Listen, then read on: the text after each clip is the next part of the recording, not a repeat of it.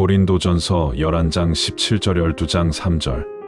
성찬 문제. 고린도전서 11장 17절에서 34절은 성찬 예식에 관한 고린도 교인들의 오류 책망과 수찬자의 바른 자세, 교훈에 관한 말씀이 수록되어 있습니다. 앞 단락의 여성의 예배포 착용 문제와 이번 단락의 성찬 문제는 일관되게 고린도 교회의 무질서와 관련이 있습니다. 고린도 교회 성도들이 그리스도와 연합을 이루고 성도의 하나됨을 상징적으로 기념하는 성찬 예식으로 인해 서로 분열을 일으켰다는 점입니다. 19절 말씀, 너희 중에 파당이 있어야 너희 중에 옳다 인정함을 받은 자들이 나타나게 되리라. 19절의 말씀처럼 분열과 파당이 진리에 속한 자를 드러내는 데 기여한다는 점에서 일면 긍정적인 면을 지니기도 하지만 고린도 교회에서 나타난 성찬 예식으로 인한 분열과 파당은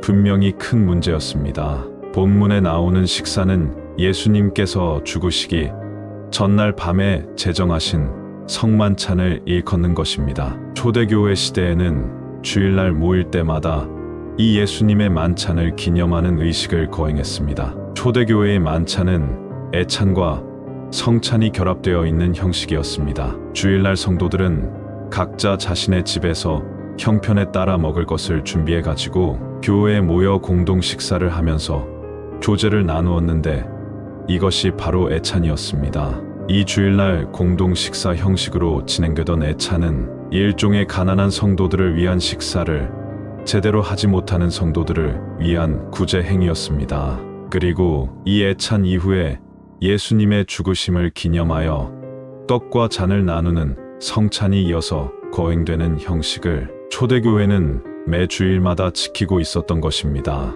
그런데 고린도 교회에 속한 부유한 성도들은 애찬시 가난한 성도들을 기다리거나 배려하지 않고 파당을 지어 자기들끼리 자신들이 가져온 음식을 먼저 먹어버렸던 것입니다. 따라서 애찬에 늦게 참석할 수밖에 없는 가난한 성도들은 배가 고플 수밖에 없었습니다. 애찬, 즉 주일 공동 식사에 늦게 참석할 수밖에 없는 성도들이란 노예들과 노동자들을 포함한 가난한 성도들을 의미합니다.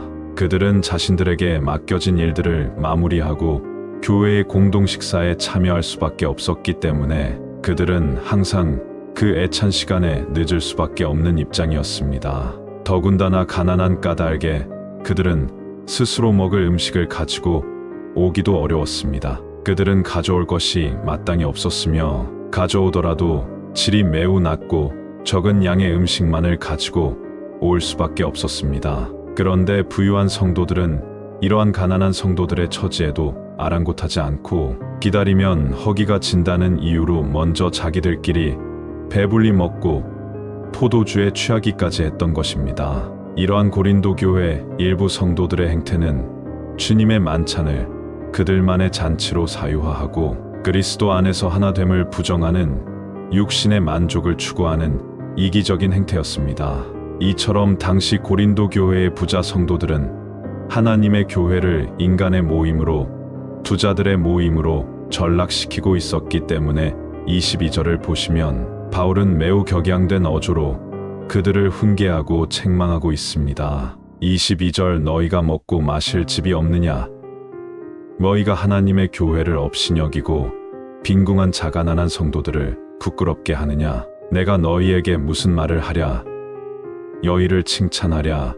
이것으로 칭찬하지 않노라. 23절, 내가 너희에게 전한 내가 너희에게 가르친 것은 주님께 받은 것이니 곧 주 예수님께서 잡히시던 밤에 떡을 가지사 축사하시고 떼어 이르시되 이것은 너희를 위하는 내 몸이니 이것을 행하여 나를 기념하라 하시고 식후에 또한 그와 같이 잔을 가지시고 이르시되 이 잔은 내 피로 세운 새 언약 신약이니 이것을 행하여 마실 때마다 나를 기념하라 하셨으니 너희가 이 떡을 먹으며 이 잔을 마실 때마다 주님의 죽으심을 그가 오실 때까지 전하여야 하는 것이니라. 성찬 예식은 세 가지 의미로 설명할 수 있습니다. 첫째, 인간의 구원을 위하여 스스로를 희생하신 성자 하나님의 대속적 죽음을 기념하는 큰 의미가 있습니다. 둘째, 26절에서도 암시하는 것처럼 재림하신 예수님과의 새로운 차원의 만찬, 즉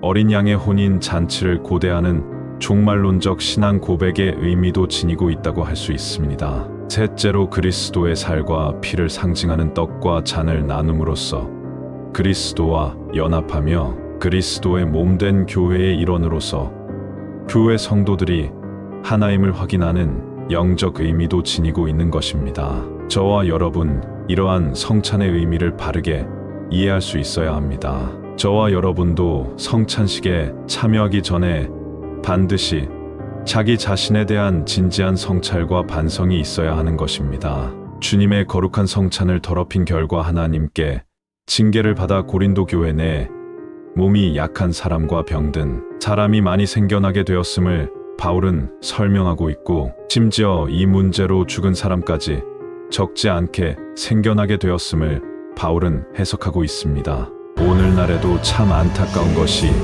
예배의 거룩성, 말씀의 거룩성을 훼손하는 것이 그리 문제가 되지 않는다고 생각하는 안일한 생각이 우리 그리스도인들 전반에 널리 퍼져 있습니다. 성경에 대한 무지 때문에 그런 안일한 생각, 안일한 입장을 가지고 있는 것입니다. 바울은 징계를 성도를 회개시키기 위한 하나님의 수단으로 이해하고 있습니다. 만약에 고린도 교회 성도들이 30절과 같은 하나님의 징계를 통해 자신을 성찰하고 회개하여 불순종의 자리에서 순종의 자리로 돌이킨다면 영원한 심판을 받지 않게 되는 것입니다. 저와 여러분에게도 징계를 통한 영원한 심판의 대상에서 제외되는 인애가 있어야 합니다. 그러하기 위해서는 오늘날 저와 여러분이 만나게 되는 이 징계를 회개의 기회로, 그리고 청종과 순종의 기회로 수용할 수 있어야 하는 것입니다.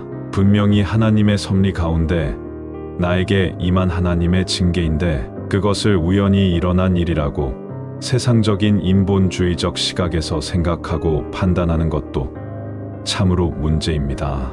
부유한 성도들에게 시간의 제약을 많이 받는 노예, 신분의 가난한 성도들이 주일 애찬에 참여할 때까지 식사를 하지 말고 인내하며 기다려주라고 실질적인 해결책을 제시하고 있습니다. 12장, 13장, 14장은 영적 은사 문제를 아주 길게 다루고 있습니다. 이 은사 문제는 고린도 교회의 문제 중 가장 심각한 문제라고 할 수 있습니다. 같은 문제를 다루고 있는 고린도전서와 고린도후서를 함께 볼 필요가 있는데요. 고린도후서를 보면 바울이 고린도전서를 쓸 때 이 고린도 교회의 심각한 문제를 정확하게 파악하지 못했다는 것을 알 수 있습니다. 고린도전서를 쓸 때까지만 해도 고린도 교회의 이 심각한 문제가 영적, 어린아이인 미숙한 성도들에 의해서 발생한 것으로 바울은 이해하고 있었습니다. 하지만 이후에 고린도 교회의 이 심각한 문제가 거짓 사도들에 의해서 발생했다는 사실을 바울이 뒤늦게 알게 되었던 것입니다. 12장 1절에서 3절 단락을 보시면 오직 성령을 받은 자만이 예수를 주라 시인이라 할 수 있음을, 예수를 예수님을 주님이라 고백할 수 있음을 교훈하는 내용입니다. 12장 1절 형제들아 신령한 것이 영적인 은사에 대하여 나는 너희가 알지 못하기를 원하지 아니하노니, 바울은 이처럼 이중 부정적 표현을 통해 고린도 교회 성도들이 영적인 은사에 대해 반드시 알아야 한다는 점을 역설적으로 강조하고 있습니다. 고린도 교회 성도들이 신령한 것에 대해 바르게 알지 못한다는 사실이 현대 고린도 교회의 무질서와 혼란의 문제를 야기하고 있음을 바울은 암시하고 있는 것입니다. 오늘날에도 진리의 말씀을 알아도 그만, 알지 못해도 그만이라는 입장을 가지고 있는 그리스도인들이 많이 있는데, 그들의 진리에 대한 무지가 그들 자신과 하나님의 교회를 무질서와 혼란 가운데로 몰아넣고 있다는 점을 우리는 분명하게 인식해야 합니다. 12장 3절 그러므로 내가 너희에게 알리노니 하나님의 영성령, 하나님의 영성령으로 말하는 자는 당시 유대주의의 구호였던 누구든지 예수를 저주할 자라 말하지 아니하고, 성령님께서 내주하시는 그리스도인은 예수를 저주할 자라 말하지 아니하게 된다 라고 설명하고 있습니다. 또 성령으로 아니하고는 바울이 말하고자 하는 바죠. 누구든지 예수를 주시라 주님이시라 할 수 없느니라. 바울이 고린도 교회 성도들로 하여금 반드시 알게 하려는 내용이 3절에 기록되어 있습니다. 고린도 교회 성도들이 반드시 알아야 하는 내용은 성령님을 통해서만 예수 그리스도에 대한 신앙 고백이 가능하다는 것입니다. 먼저 바울은 부정문을 사용하여 성령님의 감동을 입은 자는 누구든지 예수를 저주할 자라 말하지 않는다고 한 다음에 이제는 긍정문을 사용하여 보다 적극적으로 성령의 감동을 입은 자는 누구든지 예수님을 주님이시라 말한다고 밝히고 있습니다. 즉, 바울은 성령님을 통하지 않고서는 이러한 예수 그리스도에 대한 신앙 고백을 할 수 없음을 바울은 강조하고 있습니다. 성령님의 기본적인 사역 중에 하나가 성도들에게 예수 그리스도를 시인하도록 하는 그러한 사역을 성령님께서 하심을 바울은 강조하고 있는 것이죠. 바울은 황홀경처럼 외부적으로 어떤 신비한 현상이 일어나지 않더라도 예수 그리스도께서 주님이시다라고 고백한다면 그것이 곧 성령 역사의 분명한 표지임을 피력하고 있는 것입니다. 즉, 바울은 신비 체험만을 성령 사역의 표지로 생각하는 성령, 이에 대한 오류에 빠진 고린도 교회 성도들을 간접적으로 책망하면서 이러한 표현을 사용하고 있는 것입니다. 기도하겠습니다. 사랑과 공의의 하나님, 아버지, 저희에게 평안을 허락해 주셔서 주의를 거룩히 지키게 하시고 바른 교훈을 배우게 하시니 참으로 감사를 드립니다. 바울 사도의 이 사도적 가르침이 우리의 발의 등이 되고 우리의 길에 빛이 될 수 있도록 인도하여 주옵소서. 사람이 행할 수 있는 가장 가치 있는 행위인 하나님의 말씀을 청종하는 일들이 우리의 삶에 더욱 더 늘어날 수 있도록 은혜와 진리로 인도하여 주옵소서. 모든 것을 감사드리며 그리스도 예수님의 이름으로 기도하옵나이다. 아멘.